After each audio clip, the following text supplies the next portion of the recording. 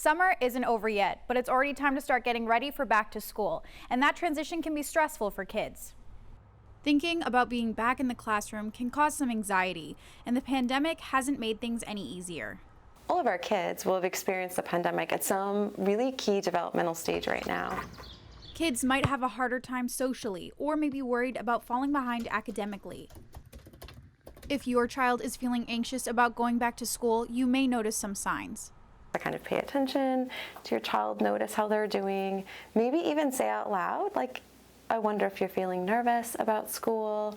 Lots of kids feel that way. Nugent says make sure your child knows their feelings are valid and try framing school in a different way.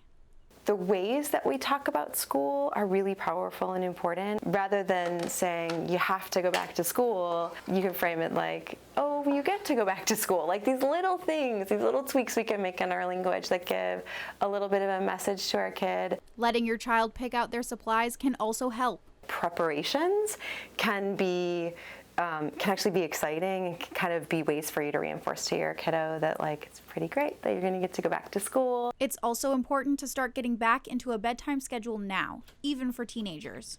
What can become really easy is that you get into this like tug of war with them of like you have this bedtime, but instead sort of approaching them and coming up as like a collaborative thing. So what do you think we should do?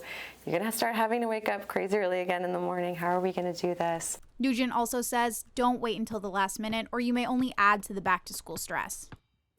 If your child continuously tries to avoid school, it may be time to talk to a health professional. We have mental health resources linked right now on WPRI.com.